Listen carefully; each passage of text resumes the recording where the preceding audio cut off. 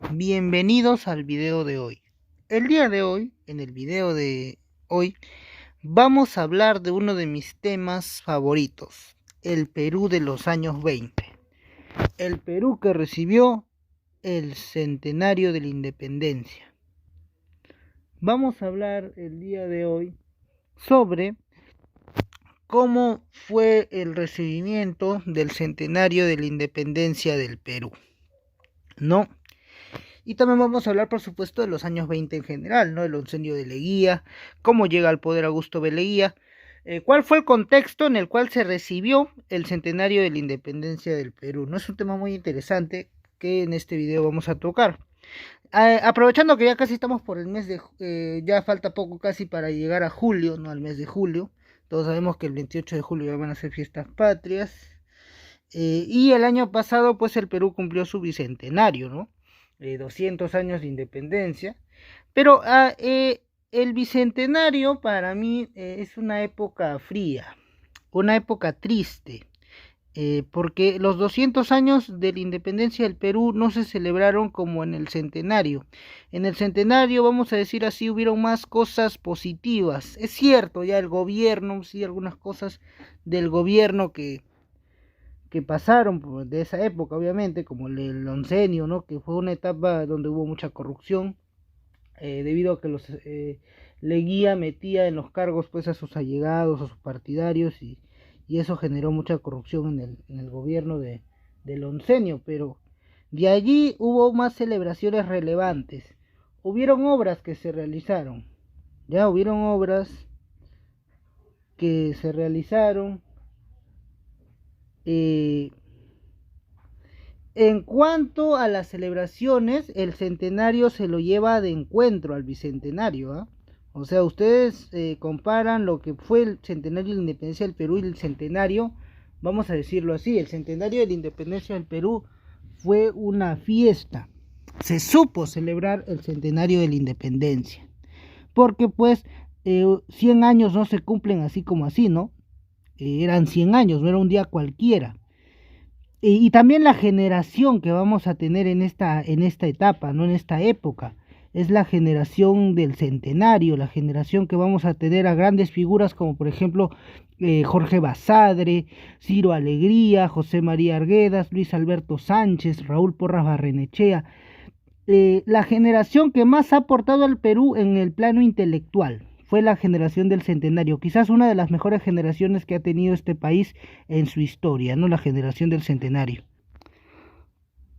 O sea, la celebración del centenario fue eso, ¿no? Dio todo eso, ¿no? Una generación brillante, ¿no? Que en el plano intelectual fue impecable, ¿ya?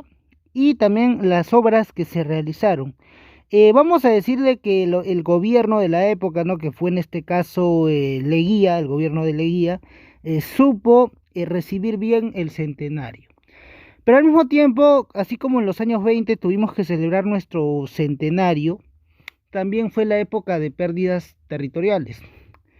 Por ejemplo, en el año 1922 se va a firmar el Tratado Salomón-Lozano.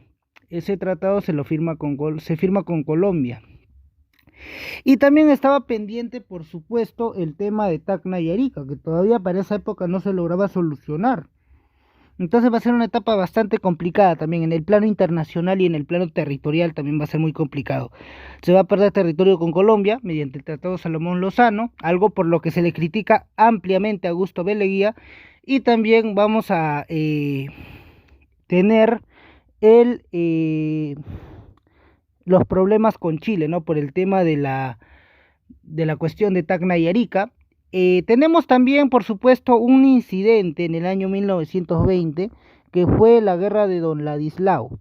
La guerra de Don Ladislao fue un incidente que pasó en Chile, del cual vamos a estar explicando dentro de un momento, ¿no? Pero ahora vamos a hablar cómo era el contexto en qué contexto se dio el centenario de la independencia del Perú, cómo inician los años 20. A ver, en el contexto histórico se da una pandemia, ¿ya? Al Perú llega una pandemia 100 años antes del coronavirus, curiosamente, que fue la gripe española. una de las pandemias más mortíferas de la historia, que se dio en plena Primera Guerra Mundial, entre los años 1918 y 1919. Esta pandemia también afectó al Perú, ¿de acuerdo? Y el Perú de aquella época era un país, vamos a decirlo, en crisis social, crisis política y crisis sanitaria, durante el gobierno de José Pardo y Barreda. Vamos a iniciar esta etapa con el gobierno de José Pardo y Barreda. Esta etapa del gobierno de José Pardo y Barreda es la decadencia del civilismo. Vamos a poner fin a lo que es la República Aristocrática. Recordarán ustedes, la República Aristocrática fue de 1895 a 1919. El último presidente que vamos a tener en la República Aristocrática va a ser José Pardo y Barreda. José Pardo y Barreda, cuando llega al gobierno, en su segundo gobierno de 1915 a 1919, va a tener muchos problemas. Si bien es cierto, al inicio el Perú gana dinero gracias a las exportaciones debido a la guerra, debido a la Primera Guerra Mundial, obviamente. Cuando se acaba la guerra, ya el Perú comienza a caer, económicamente hablando, por el tema de las exportaciones. El Perú deja de exportar, se caen las exportaciones, y entonces comienza la crisis económica en el Perú, ¿no? Comienza la crisis económica, comienzan los conflictos sociales, ¿no? Creación de sindicatos, creación de movimientos de trabajadores que pedían sus derechos laborales. Por todo esto se va a ver marcado el gobierno de José Pardo y Barreda. Incluso se va a formar un movimiento en lo que fue la Sierra Central, parte de la Sierra Central, como fue el Rumimaki, ¿no? Liderado por el teniente del ejército Teodomiro Gutiérrez Cuevas, que había aparecido en 1903 durante el gobierno de Manuel Candamo. Pero aquí cae pues el civilismo, ¿no? Vemos que para 1919 ya el gobierno de José Pardo y Barreda era impopular. Y ahí es donde aparece la figura de Augusto Beleguía. Augusto Beleguía llega al poder mediante un golpe de Estado. Pero ¿cómo da este golpe de Estado? A ver, Leguía anteriormente ya había sido presidente del Perú en el periodo de 1908 a 1912. Fue presidente del Perú. Con Leguía fue donde se perdieron más territorios. Leguía es el presidente que más territorios le ha cedido a países vecinos. Le cedió territorios a Brasil, a Bolivia y a Colombia, y también a Chile, ¿no? Tenemos, por ejemplo, que en su primer gobierno Leguía firma los tratados de Velar de Río Branco y el Tratado Polo Bustamante con Brasil y Bolivia respectivamente. Se va a perder territorio, parte de Amazonía, ¿no? Con Bolivia y Brasil. Y regresa Augusto Beleguía al Perú en 1919, va a participar en las elecciones, unas elecciones que donde va a estar como candidato el miembro del Partido Civil, ¿no? Antero Aspillaga. Antero Aspillaga, que era parte de los civilistas, ¿no? Ustedes saben pues de que Leguía también era civilista, obviamente, pero Leguía se separa de los civilistas porque recordemos que en su primer gobierno Leguía se hace un rompimiento con los civilistas y forma su propio partido, los civilistas gubernamentales. Cuando él hace esto, pues se enemista con ese grupo de los civilistas que se consideraban los civilistas clásicos, ¿no? Aquel grupo donde estaba José Pardo y Barreda, donde estaba también Manuel Candamo, donde estaba Antero Aspillaga. Se separa de todo ese grupo y forma su propio partido porque Leguía era un hombre muy personalista. Entonces allí comienza el conflicto con los civilistas. Entonces ahí es donde aparece pues Augusto Beleguía con su candidatura como miembro del partido de los civilistas gubernamentales. Pero Leguía, cuando participa en estas elecciones, hay muchos problemas en estas elecciones, ¿ya? Lo primero es que ambos bandos se acusaban mutuamente de fraude, ¿ya? Estos partidos políticos se acusaban mutuamente de fraude electoral, que uno iba a cometer fraude, pero realmente el que corría riesgo de perder estas elecciones era Leguía, porque Leguía tenía minoría en el Congreso. El Congreso de aquella época estaba lleno de civilistas. Y Leguía tenía miedo de que, por ejemplo, ¿no? Como los civilistas estaban con mayoría congresal y dominaban los colegios electorales, puedan cometer un fraude electoral para que así llegue a la presidencia Antero Aspillaga, que era candidato de los civilistas. Por todo este temor, no es que Leguía va a dar este golpe de estado al presidente José Pardo Barreda. Porque si él ganaba las elecciones era casi seguro que iba a tener oposición en el parlamento, iba a tener oposición en el gobierno, porque los civilistas eran mayoría congresal, y a Leguía no le convenía que los civilistas sean mayoría congresal, porque él tenía un proyecto, el proyecto de la Patria Nueva, de la cual vamos a estar hablando en un momento. Entonces Leguía da el golpe de estado con el apoyo de la guarnición militar de Lima, ¿no? Y con el apoyo del Partido Constitucional, que era el partido de Andrés Avelino Cáceres, el viejo general Andrés Avelino Cáceres, ¿no? Que había sido reconocido por haber combatido en la Guerra del Pacífico y por haber sido presidente del Perú en 2 ocasiones. Entonces, así es como Leguía logra llegar a la presidencia. Y es allí cuando inicia el oncenio de Leguía, de 1919 a 1930.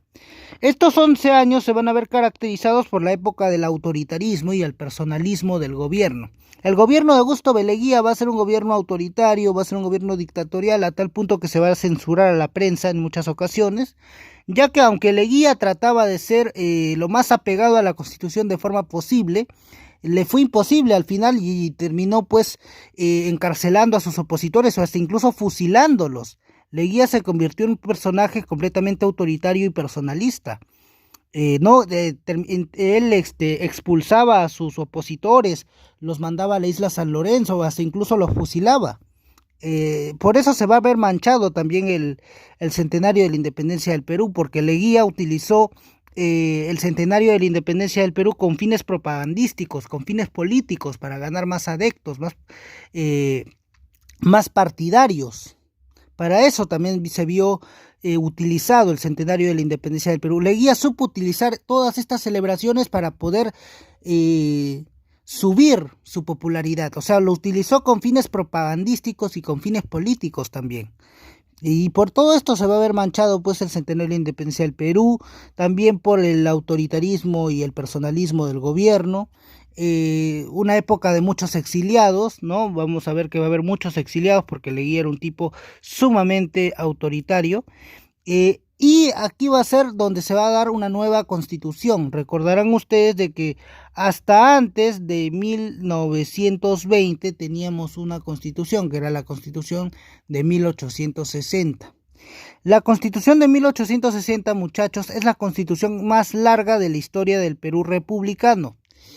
Elaborada en 1860 durante el gobierno de Ramón Castilla, esta constitución duró hasta 1920, cuando llega Leguía al poder. Una vez que Leguía llega al poder, su primera acción es cambiar la constitución, ya que en la constitución de 1860 había una ley que no favorecía a Leguía, o por lo menos no lo favorecía en el proyecto que él tenía, el proyecto de la Patria Nueva. En esta constitución de 1860, por ejemplo, se prohibía la reelección. La reelección en la constitución de 1860 era prohibida. Y por eso cuando Leguía llega tenía que reformar la constitución, tenía que cambiar varios artículos y hacer una nueva constitución. Es así como llama a una asamblea constituyente y jura la constitución de 1920. Y es así como Augusto B. Leguía podía dar inicio a su periodo conocido como el oncenio o también como la Patria Nueva. En esta época del oncenio de Augusto B. Leguía vamos a tener a figuras que van a ser exiliadas porque eran opositoras al gobierno, como por ejemplo Víctor Raúl Haya de la Torre, José Carlos Mariátegui, que en el caso de José Carlos Mariátegui fue distinto porque él se fue becado a Europa para estudiar. Pero en el caso de Haya de la Torre sí fue exiliado, se fue exiliado a México, y ahí es donde pues Haya va a fundar el APRA, el Partido Aprista Peruano, la Alianza Popular Revolucionaria Americana. Lo funda en México en 1924 junto con un escritor mexicano muy famoso, José Vasconcelos. Y después Mariátegui, pues en su paso por Europa, en esa época, aparte de ser la época de la posguerra, no de después de la Primera Guerra Mundial, también era la época de la posrevolución rusa.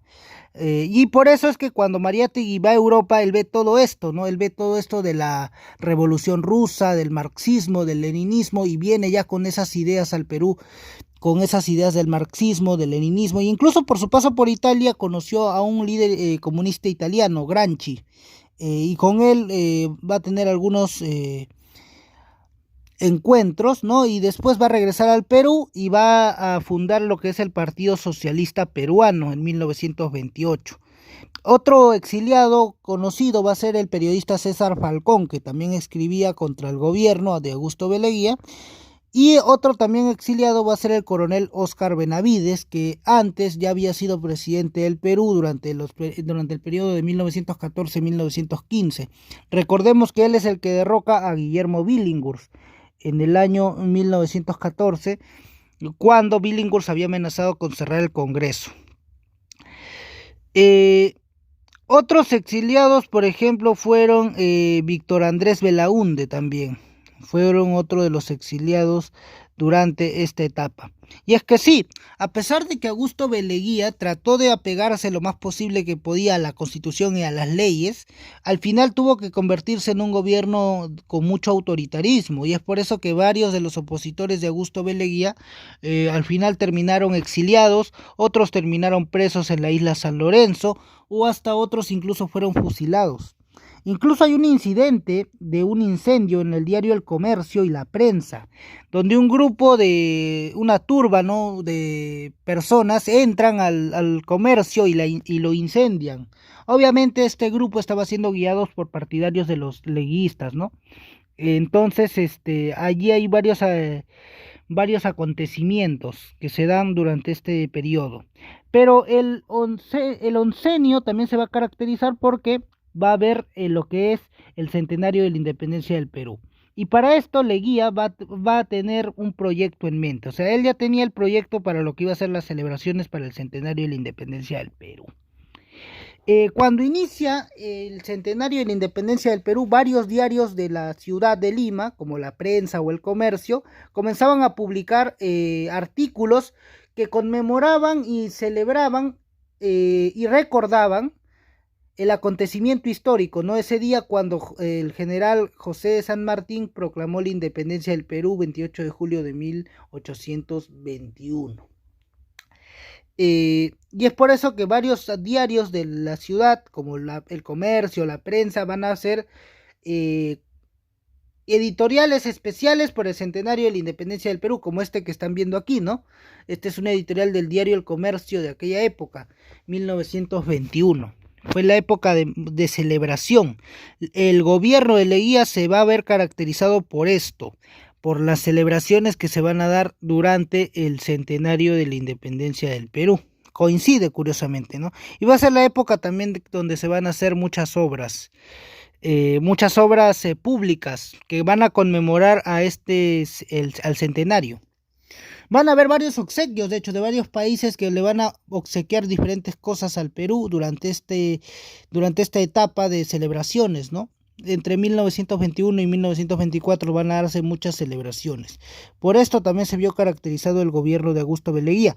Otra de las cosas por las que se va a caracterizar este gobierno y los años 20 en general es que el Perú se vuelve muy dependiente de los Estados Unidos de Norteamérica. A tal punto que cuando se da el crack del 29, uno de los países más afectados va a ser el Perú, porque el Perú dependía exclusivamente de Estados Unidos. Por eso también va a ser la época de las grandes obras, ¿no? El gobierno supo recibir bien el centenario. Las organizaciones públicas participaron activamente haciendo propagandas patrióticas, difundiéndolas por diferentes lugares, ¿no? Para que sí haya un apego hacia las celebraciones de la independencia del Perú, por las celebraciones del centenario de la independencia del Perú. Y asimismo va a ser la época de las grandes obras, ¿no? Por ejemplo, aquí tenemos una de las obras que se hizo durante el centenario de la independencia del Perú, que es el reloj, la torre del reloj del Parque Universitario. Esto se hizo, fue realizado por ingenieros alemanes. Como yo les vuelvo a decir, fue una época donde al Perú le dieron muchos obsequios por el centenario de su independencia. Uno de esos obsequios fue este, por ejemplo, ¿no? El de la torre del reloj del Parque Universitario, hecho y elaborado por ingenieros alemanes durante el centenario de la independencia del Perú. Se realiza esta obra, ¿no? Y otra de las obras que se realizan, por ejemplo, fue el Museo de la Cultura Peruana, ¿no? Inaugurado en diciembre de 1924 como museo arqueológico. Evidencia de esto es el estilo neoinca que tiene esta construcción, ¿no? Como se pueden dar cuenta en esta imagen. Esta obra fue realizada en 1924, en diciembre, se realiza esta obra, ¿no? Y es fundado como Museo de Cultura Arqueológica, y es inaugurado pues en diciembre de 1924, ¿no? Museo arqueológico. Evidencia de esto es el estilo de construcción que tiene dicha obra, ¿no? Un estilo algo neoinca. Por eso fue muy especial. Y otra de las cosas que se van a dar durante estas celebraciones va a ser, por supuesto, la fundación de la Plaza San Martín. La Plaza San Martín es fundada en 1921. Y esta Plaza San Martín va a ser el eje de las celebraciones principales del centenario de la independencia del Perú, como podemos ver en esta imagen, ¿no? Este monumento a José de San Martín, al general José de San Martín, fue inaugurado el 27 de julio de 1921 como conmemoración de sus 100 años de haberse dado la independencia del Perú, haberse proclamado la independencia del Perú. Otro de los de las obras grandes de este centenario van a ser, por ejemplo, también el Arco Morisco, obsequio de la colonia española. Estuvo ubicado en la entrada de la avenida Leguía, hoy avenida Arequipa. Así es, lo que hoy nosotros conocemos como avenida Leguía, no, avenida Arequipa, perdón, antes era la avenida Leguía. Lo que sucedió ahí fue lo siguiente: cuando Leguía cae, cuando el régimen de Augusto B. Leguía cae, el que era presidente de aquel momento, era jefe de la Junta de Gobierno, el comandante Luis Miguel Sánchez Cerro, cambia el nombre de la calle y le pone Avenida Arequipa, en honor, ¿no?, a lo que fue su revolución, ¿no? Porque ustedes saben de que Sánchez Cerro se rebela en Arequipa y por eso él cambia el nombre de la avenida, le saca el nombre de Leguía y le pone Avenida Arequipa. Desde ese entonces se llamó Avenida Arequipa, dejó de llamarse con su nombre original la Avenida Leguía. Ese fue una de las obras. También el Arco Morisco, que fue un obsequio que dio la colonia española y que estuvo ubicado en dicho lugar. Asimismo vamos a tener otra clase de celebraciones. Por ejemplo, aquí en esta imagen podemos ver homenaje del Consejo Provincial de Lima a José de San Martín el 7 de diciembre de 1924, conmemorando lo que fue el centenario de la batalla de Ayacucho, la época de muchas festividades. Aquí tenemos otra estatua también, la estatua de Manco Cápac, ¿no? Esta estatua de Manco Cápac, que es muy conocida, de hecho está hasta ahora, ¿no? El monumento a Manco Cápac, donado por la colonia japonesa, fue inaugurado en abril de 1926. Inicialmente esta estatua estuvo ubicada en lo que hoy es en la avenida Grau, y en 1938 se le reubicó en el distrito de La Victoria. Y otra de las estatuas que se van a hacer es la estatua del Estibador. Escultura donada por la colonia belga. Es una réplica en bronce de lo que es la escultura de Le Debardeur, ¿no?, de Oport. Monier, ubicada en Amberes, Bélgica, fue inaugurado en 1922 en la Plaza Bélgica, en la Plaza Bélgica, al inicio de la Avenida Arequipa, ¿no? Esta estatua de el monumento de El Estibador. Este monumento que fue un obsequio de la colonia belga al Perú por su centenario. Y otra de las obras importantes fue el Museo de Arte Italiano, por ejemplo, ¿no? El Museo de Arte Italiano, que fue fundado y diseñado por el arquitecto milanés Gaetano Moretti, ¿no? Fue el obsequio de la colonia italiana. La ceremonia de entrega se realizó el 11 de noviembre de 1923. O sea, se dio hace 98, 90, casi, no, ya 98 años. O sea, hace 98 años se había fundado lo que había sido el Museo de Arte Italiano, fundado por el diseñador milanés Gaetano Moretti. Fue el obsequio de la colonia italiana por conmemoración del centenario de la independencia del Perú.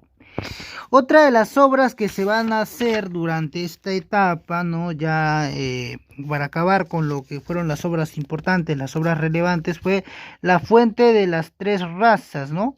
El obsequio de la colonia china, elaborada en mármol. La obra fue ejecutada en Italia.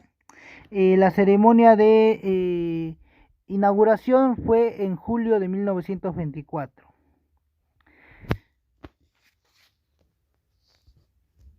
Y esto de acá es una celebración, una gala hípica en el hipódromo de Santa Beatriz, en la que se llevó a cabo el clásico centenario de la batalla de Ayacucho.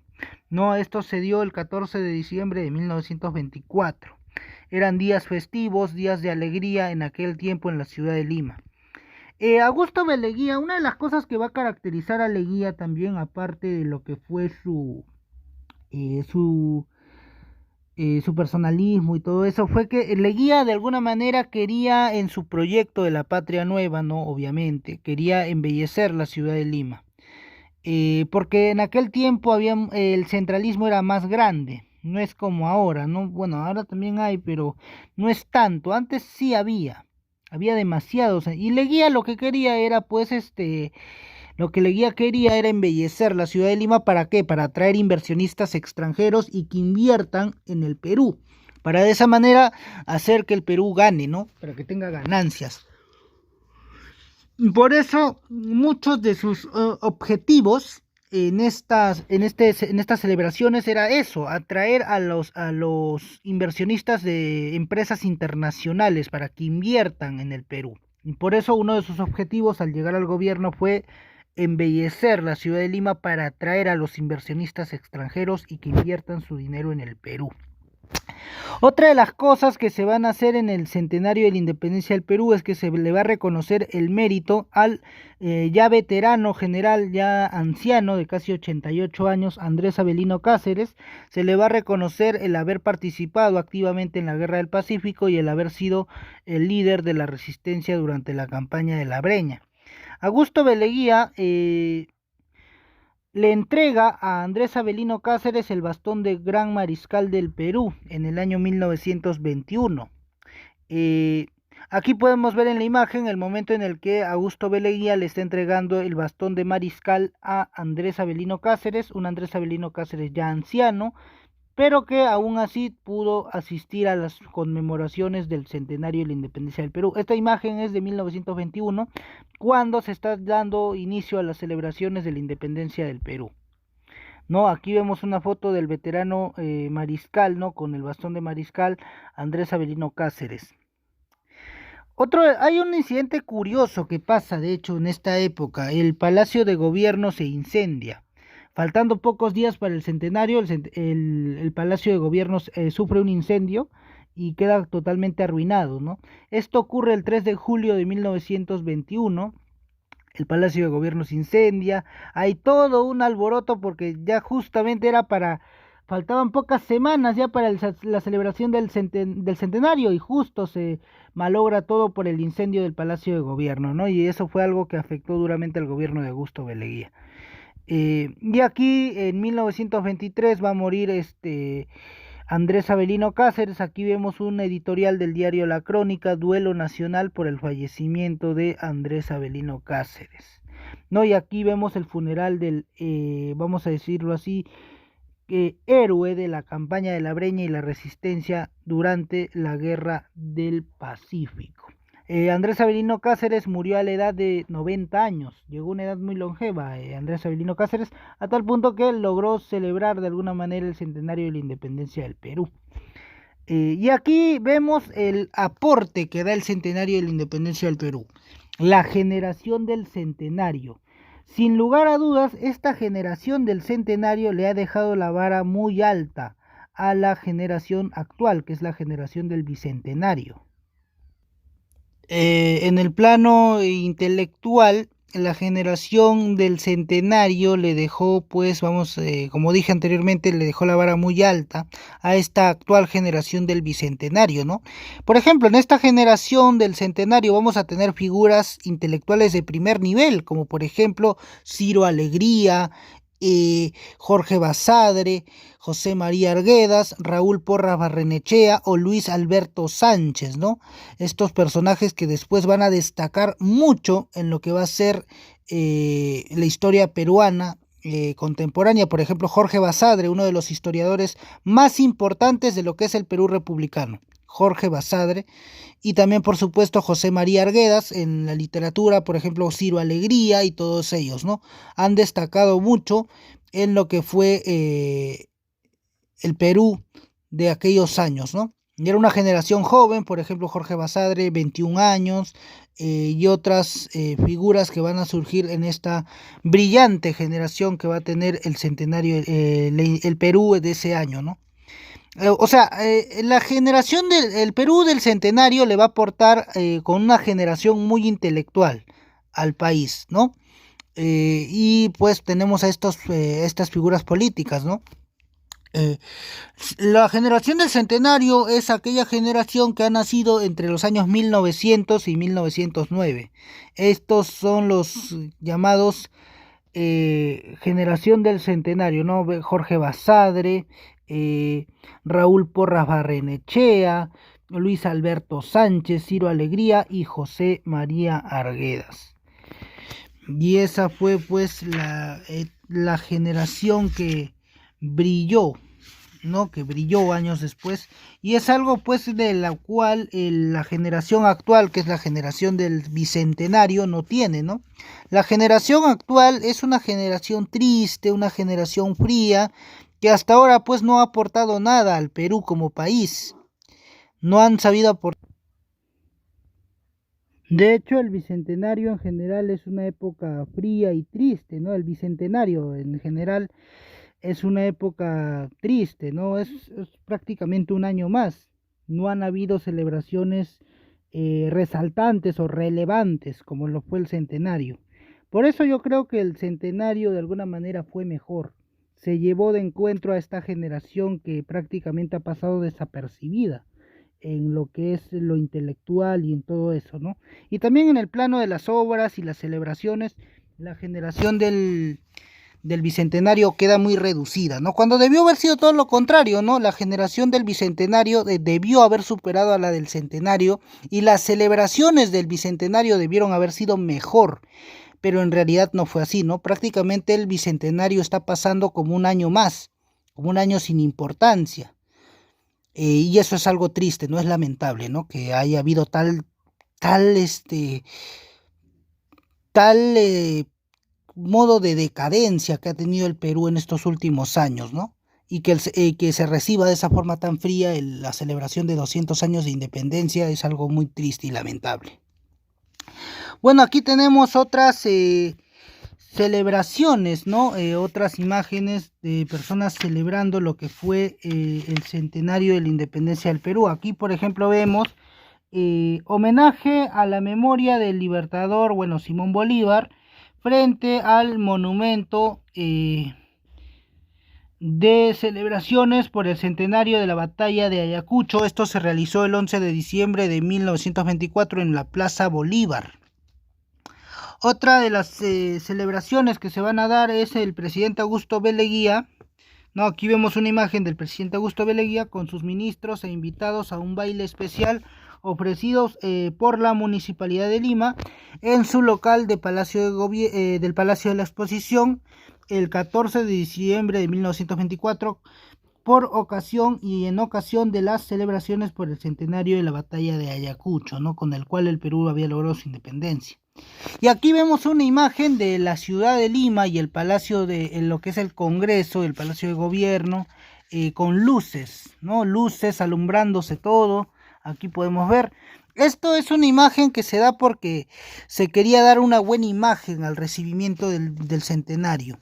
Y aquí vemos una imagen de lo que es una reunión de figuras políticas de la época, ¿no? Formación de de las tropas que escoltaban a los presidentes Leguía y Bautista Saavedra de Bolivia, ¿no? Respectivamente, ¿no? Leguía era presidente del Perú, obviamente, y Bautista Saavedra era presidente de Bolivia. En su estadía en la Basílica, en la Catedral de Lima, a la misa y Te Deum en conmemoración a lo que fue del centenario de la batalla de Ayacucho, y esto se dio el 9 de diciembre de 1924, hace ya casi 98 años. Y aquí vemos también la preparación para lo que iba a ser la misa Te Deum de aquella celebración, ¿no? Y bueno, es la época también de los desfiles cívicos escolares, de los desfiles militares.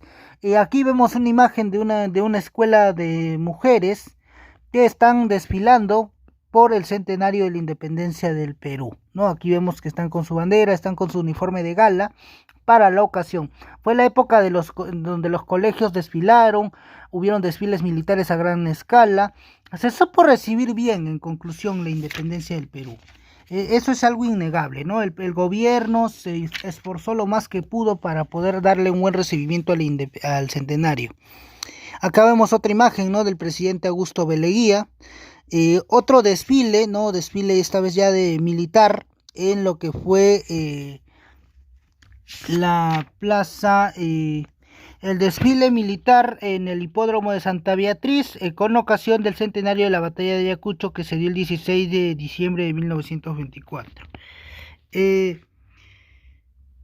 Y aquí en esta imagen de aquí vemos la iluminación de lo que fue la plaza de armas realizada por la firma de todo el eléctrico por ocasión también del centenario de la batalla de Ayacucho. Fueron épocas de mucha celebración, pero así como fue época de mucha celebración, también fue la época de las pérdidas, y ahora vamos a tocar ese tema. A ver, en el caso de lo que fueron las pérdidas, aquí tenemos una imagen, por ejemplo, de José Santos Chocano recitando un poema por el centenario de la independencia del Perú. Pero como vuelvo a decir, así como el centenario de la independencia fue la época de las celebraciones, los años 20 en el Perú en general fue la época también de las celebraciones, también fue la época de las pérdidas territoriales. En el año 1922, el gobierno de Augusto B. Leguía va a cederle el trapecio amazónico a Colombia mediante el Tratado Salomón Lozano. Algo que va a caracterizar a Leguía es que Leguía nos va a dar nuestras fronteras actuales. ¿Por qué? Porque Leguía va a ser el presidente que más territorios le ha cedido a países vecinos. Le cedió territorios a Colombia, Bolivia, Brasil y Chile. A Colombia le cedió el trapecio amazónico mediante el Tratado Salomón Lozano.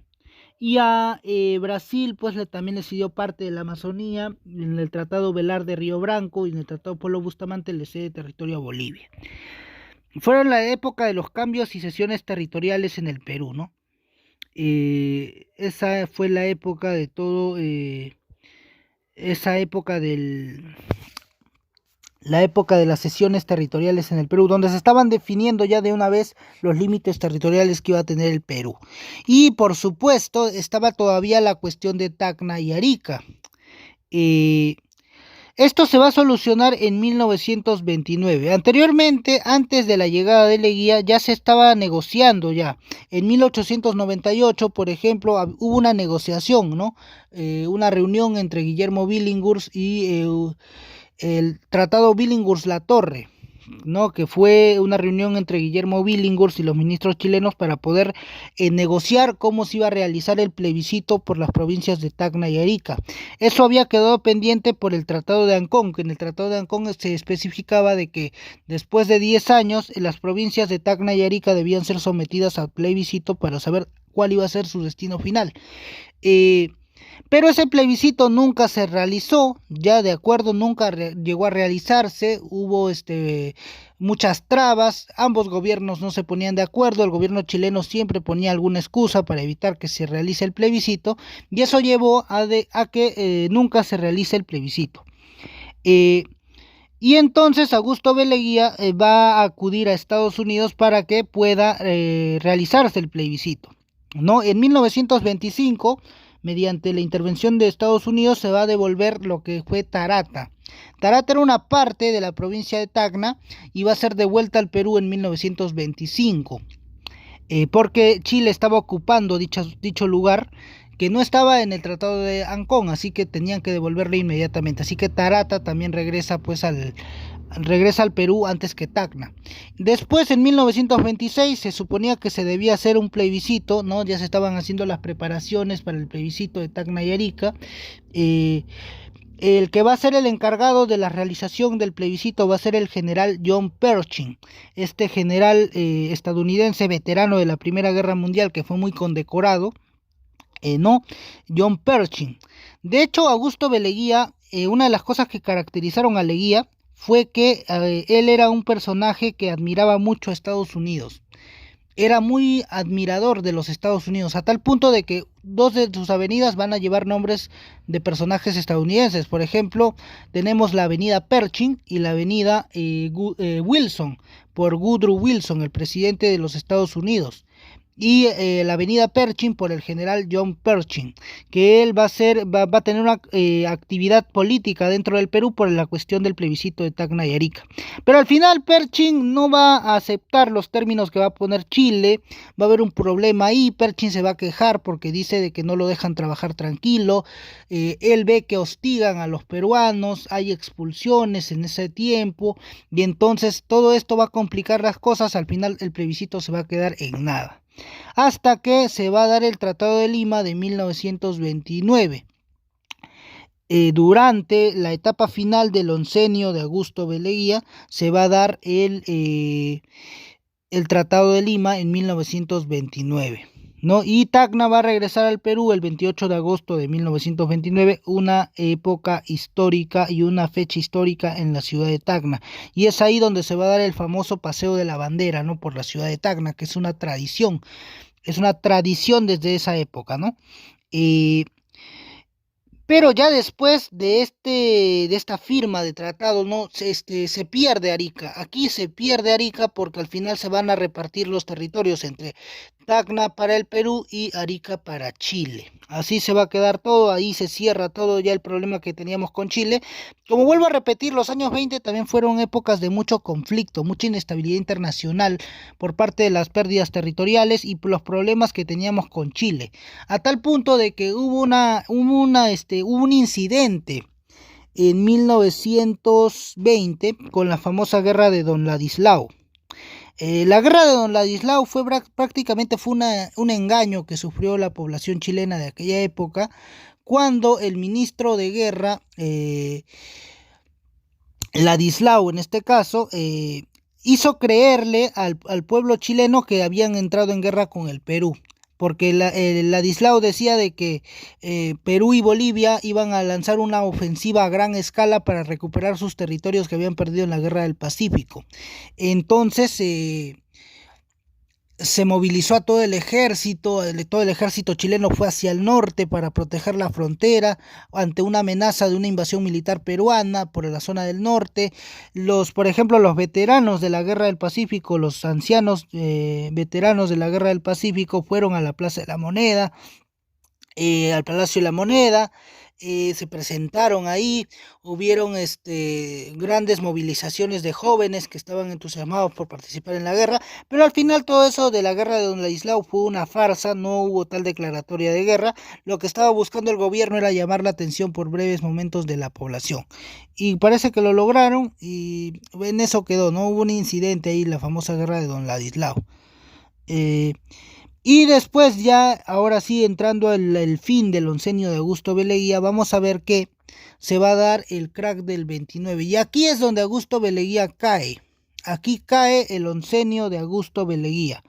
En 1929 cae Augusto B. Leguía. Le dan un golpe de estado. El que lo derroca a Leguía es el comandante Luis Miguel Sánchez Cerro. ¿Por qué cae Augusto B. Leguía? Augusto B. Leguía cae porque ya la población lo veía a él como un gobierno impopular. Era un gobierno ya que se había vuelto impopular y fastidioso ya, porque ya eran muchos años con el mismo presidente, ya la gente quería elecciones libres y también ya se era evidente que había corrupción dentro del gobierno y esto va a hacer que salgan las grandes masas a marchar contra el gobierno de Augusto B. Leguía. Y una de estas rebeliones que se van a dar va a ser la Revolución de Arequipa en el año 1929, liderada por el comandante Luis Miguel Sánchez Cerro. Una de las causas de la caída del oncenio fue también el crack del 29, ¿no? Esta gran crisis económica mundial que se dio en los Estados Unidos de Norteamérica. Recordemos que en esa época el Perú era dependiente abiertamente de los Estados Unidos. Y entonces va a llegar al poder Luis Miguel Sánchez Cerro, y Sánchez Cerro va a derrocar a Augusto B. Leguía. Leguía, cuando Leguía se entera de que Sánchez Cerro se ha levantado en Arequipa, él intenta armar un consejo militar para reprimir esa insurrección, pero al final en Lima le dicen y le avisan a Augusto B. Leguía que ellos también están a favor del golpe militar y lo mejor es que Leguía renuncia a la presidencia del Perú. Es así como Luis Miguel Sánchez Cerro logra hacerse con el poder. Aunque va a haber una disputa ahí entre militares porque Luis Miguel Sánchez Cerro era comandante y había otro general que estaba a cargo de la jefatura de Lima, el general Ponce Bruset. Este general era de una jerarquía más mayor que la de Sánchez Cerro. Sánchez Cerro era comandante y por cuestiones jerárquicas que hay ahí, ¿no? El que debió haberse hecho cargo de las juntas militares era Ponce Bruset, porque era de mayor rango, era un general. Pero al final Sánchez Cerro tenía más popularidad, la gente aceptaba más a Sánchez Cerro, la junta de Ponce Bruset era prácticamente impopular y por eso al final Ponce Bruset va a terminar cediendo. La casa de Leguía prácticamente va a ser incendiada, no va a ser saqueada por una turba enardecida, que en su mayoría eran civilistas, ¿no? Civilistas clásicos, partidarios de los civilistas clásicos, que eran pues el grupo de aquellos grupos de poder que estaban en contra de Augusto B. Leguía. O sea, ¿quiénes eran los enemigos políticos de Augusto B. Leguía? Los antiguos civilistas, es decir, el núcleo de la oligarquía. Durante el saqueo premeditado a la casa de Leguía se quemaron archivos y documentos importantes acerca de él. Y así es como termina pues la historia del oncenio de Augusto B. Leguía y las celebraciones del centenario de la independencia del Perú. Augusto B. Leguía va a intentar irse del Perú, va a tratar de irse del país, va a partir al exilio, se va a subir en el buque Almirante Grau, ¿no? Pero va a ser detenido por los militares porque Sánchez Cerro había dado la orden de que Leguía tenía terminantemente prohibido salir del país, salir de Perú, no se podía ir. Y Leguía al final va a ser trasladado a la isla San Lorenzo como prisionero. Va a ser llevado como prisionero primero a la isla San Lorenzo, luego va a ser recluido en el Panóptico y ahí es donde Leguía va a pasar sus últimos años en prisión, ¿no? ¿Por qué pasa esto? Porque Leguía había sido protagonista de varios actos de corrupción durante su régimen. Y Sánchez Cerro incluso creo que va a dar un discurso, ¿no? Diciendo de que Leguía va a permanecer en prisión tanto como dure mi gobierno. Y si es necesario, haré que me perpetuaré en el poder para que él reciba la prisión que merece. Y así es como acaba Augusto Beleguía. Los últimos años de Augusto Beleguía fueron totalmente penosos prácticamente. El hombre vivió prácticamente en el cautiverio absoluto. Su celda en el panóptico era de condiciones deplorables. No tenía ni siquiera baño, tenía prohibidas las visitas e incluso la única ventana de su celda fue tapiada para que no vea la luz del sol. Su celda era prácticamente reducida. eh, Vivió en condiciones totalmente deplorables, ¿no? Augusto Beleguía, y si a eso le sumamos que Augusto Beleguía ya era un hombre mayor para la época, ¿no? 67, 68 años, entonces vemos de que Augusto Beleguía sufrió en sus últimos años el haber sido tan autoritario y tan personalista, ¿no? Y curiosamente, él terminó preso en la isla San Lorenzo, ¿no? Aunque después va a ser trasladado al Panóptico, primero fue a la isla San Lorenzo, el lugar donde él había recluido y había mantenido a todos sus rivales políticos, a todos sus adversarios. Él terminó ahí como una especie de vueltas de la vida, algo tragicómico, porque como ahí por ahí dicen, ¿no? Que todo da vueltas en esta vida y prácticamente a Leguía le cobraron con su misma moneda, ¿no? Terminó yéndose preso a la isla San Lorenzo, el lugar donde él mandaba a sus opositores, y después terminó sufriendo muchos maltratos en lo que fue el Panóptico. Su celda en el Panóptico era deplorable, prácticamente estaba en situación deplorable, y así es como acaba pues Augusto Beleguía. Muere en el año 1932 a la edad de 68 años, Augusto Beleguía. Y así es como Augusto Beleguía se convierte en el único presidente de la historia del Perú en haber muerto en prisión. Hasta ahora es el único.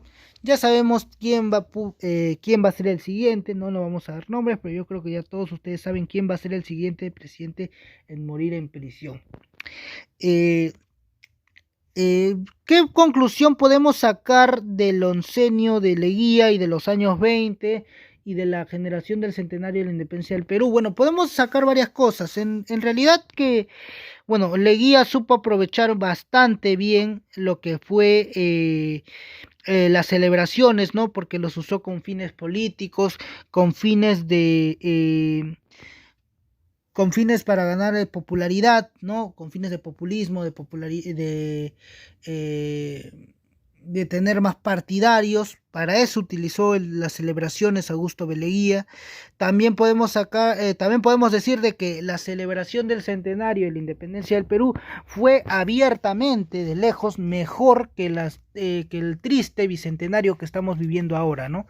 Uno compara lo que fue el centenario de la independencia del Perú, y el centenario de la independencia del Perú pues prácticamente fue una fiesta, ¿no? Se supo celebrar bastante bien el centenario de la independencia del Perú. Las figuras políticas de aquella época, las organizaciones públicas supieron participar, hacer propagandas para poder celebrar la independencia del Perú. El centenario, ¿no? Pues se cumplían 100 años, y 100 años no se cumple todos los días, y por eso supieron celebrar perfectamente el centenario de la independencia del Perú. En el plano intelectual tuvimos la mejor generación para mí de toda la historia del Perú republicano. La mejor generación para mí es la generación del centenario, por la cantidad de figuras que tiene, ¿no? Como ya lo había mencionado anteriormente. Mientras que si tenemos que hacer una comparación con lo que fue el bicentenario, pues el bicentenario para mí yo lo defino como una época triste, fría, sin ninguna celebración, una generación que no ha aportado en absolutamente nada al Perú como nación todavía, y es algo triste, ¿no? Ya no tenemos figuras intelectuales de talla, de nivel. Es una época, prácticamente el bicentenario ha pasado como un año más. Ha estado marcado por la inestabilidad política, la inestabilidad social, ¿no? La marcha contra Merino, los presidentes, vacancia de presidentes, la crisis política, todo ello, ¿no? Todo ello ha marcado pues el bicentenario como una época trágica, y para ello, y para colmo también la pandemia, ¿no? Esta pandemia de coronavirus que azotó al Perú y que lo dejó prácticamente con una crisis sanitaria casi incontrolable. Por todo ello, el bicentenario de la independencia del Perú va a pasar para mí desapercibido, va a pasar prácticamente como un año más, un año triste, un año frío, sin ninguna celebración, mientras que el centenario de la independencia del Perú pues es todo lo contrario. El centenario fue una época de celebraciones, tanto así que si ustedes se van por ejemplo, por algunos lugares del centro de Lima, como el Paseo Colón o la Plaza San Martín, van a ver estatuas, ustedes, estatuas que conmemoran la independencia del Perú, ¿no? Eso es una cosa positiva también. Si ustedes se van por el centro de Lima o se van, por ejemplo, por el Paseo Colón, por otras avenidas aledañas, se van a dar cuenta de que hay estatuas que conmemoran y celebran dicho acontecimiento histórico. Celebran y conmemoran dicho acontecimiento histórico. Hacen recordar la independencia del Perú, ¿no? Pero el bicentenario no, el bicentenario prácticamente ha pasado desapercibido, cuando debió ser lo contrario, ¿no? El bicentenario debió superar ampliamente al centenario de la independencia del Perú. Lamentablemente no se supo celebrar el bicentenario, ha estado marcado por la crisis sanitaria del coronavirus, por una crisis política prácticamente incontrolable, ¿no? La marcha contra Merino, y prácticamente todo ello ha hecho que la generación del bicentenario también para mí sea una generación prácticamente perdida, ¿no? Creo yo que todas las generaciones que ha tenido el Perú superan ampliamente a las del bicentenario, porque incluso la generación del 50 también tiene personajes relevantes. En cambio, esta generación del bicentenario no ha aportado en absolutamente nada. Ya, bueno, las cosas de la marcha contra Merino, tal vez me van a decir, la marcha contra Merino, ahí se aportó la generación del bicentenario. Sí, pero ya sabemos que no ha cambiado absolutamente nada, sigue la crisis política. Entonces, por todo ello, yo creo que el bicentenario es una época decepcionante, ¿no? Es triste saber de que en el Perú no se ha podido celebrar bien nuestra celebración de los 200 años de la independencia del Perú. Esa sería la conclusión, ¿no? De que no se supo celebrar muy bien la independencia del Perú, ¿no? En cambio, en el centenario sí teníamos pues obras relevantes, obras resaltantes. Si ustedes se van, vuelvo a repetir, por el centro de Lima, por el Paseo Colón y otros lugares aledaños, se van a dar cuenta de que hay estatuas alusivas al centenario de la independencia del Perú, ¿no? Hay monumentos, hay estatuas que son alusivas y que conmemoran de alguna manera la independencia del Perú. Y todo esto se dio durante el centenario de la independencia del Perú, hace solamente 100 años. Bueno chicos, esa es la conclusión a la que hemos llegado en el video de hoy. Ustedes díganme a qué conclusión llegan. ¿Creen que el centenario de la independencia del Perú supera ampliamente al bicentenario actual? ¿O creen que se puede todavía mejorar en algunas cosas? Bueno, los leo en los comentarios. Suscríbanse, denle like para más. Hasta la próxima. Chau, nos vemos. Cuídense.